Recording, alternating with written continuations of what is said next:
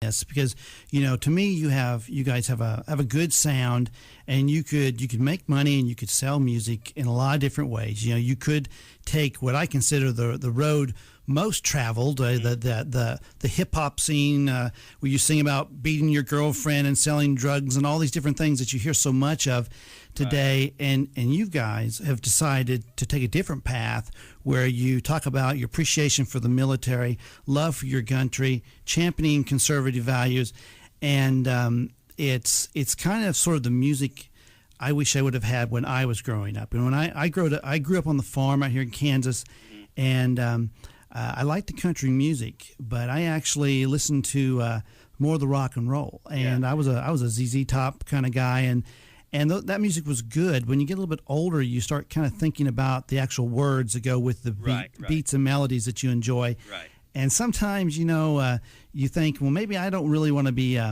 singing those lyrics in front of my kids or my friends. Exactly. And so, that's the thing about the Wright Brothers music, is not only is it got a good sound, but the words are uplifting, and we wore our first copy of No Apologies out. I mean, we ran it from hand to hand, bag to bag, passing it around until it was just dissolved. And what was good for us here is when we went and got our second copy of No Apologies, we picked up this Remember album, a military appreciation project. And I had thought at that time I had my favorites picked out, but this opened up a new genre of songs. Right. It sort of has a more of a country feel to it. Do you agree with that, sort of? Oh, I absolutely agree, and there's a very strong reason why. We actually have two other albums that preceded Remember, and they were both very much a country flair.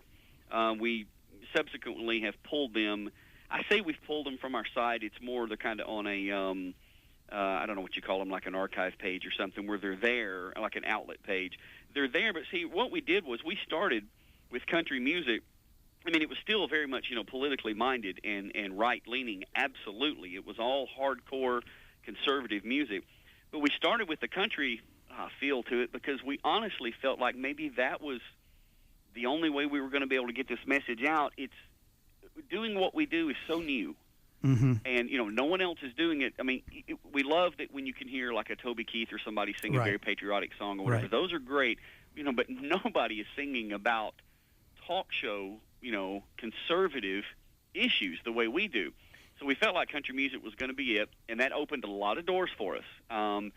But when we recorded Bush Was Right, and it had a definite, pop punk feel to it. Right. When we recorded that song, and we just recorded that one just, pop punk just because it was fun. We just thought, this would be great. Let's do this and kind of freak our fans out, doing something rock and roll. Well, instead, what it did was it just opened up more doors than we could have ever imagined. It didn't alienate very many of our country fans at all because the message, rises above any sort of, musical genre that you may have. And it opened up so many doors to, fans who weren't country music fans. Even though we had non-country music fans listening to our first stuff, they were doing it just for the message, and that was it. They didn't necessarily enjoy the country flair.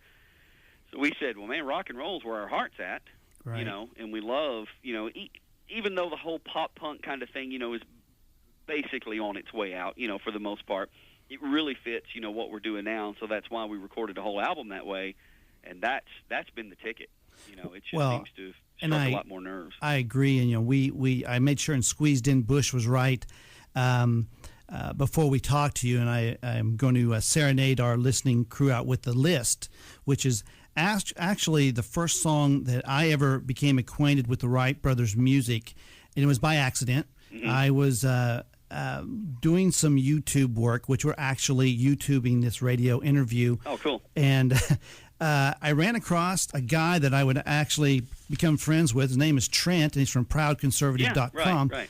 And Trent, who is listening to us now via the internet at www.wildcat919.com, he was in a competition, I believe.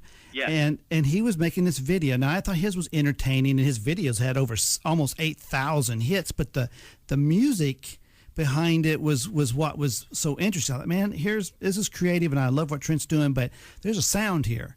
Yeah. And so through ProudConservative.com, I got hooked up to you guys' music, and actually used your outlet through the MySpace. I call it the MySpace Nation because I'm personally growing a small army of conservatives friends through there, and you guys have a real nice outlet there at www.myspace.com/the Wright Brothers, as well as being able to kind of get to see a little bit about you guys.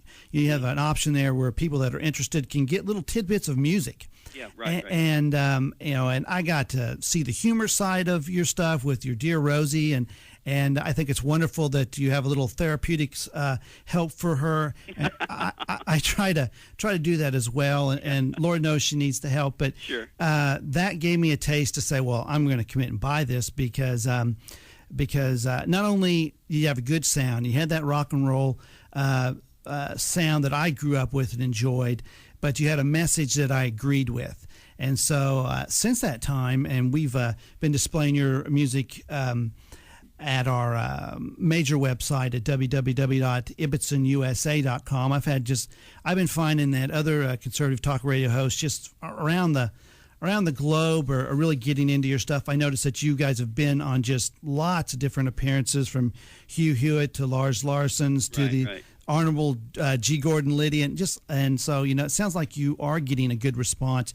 But tell me,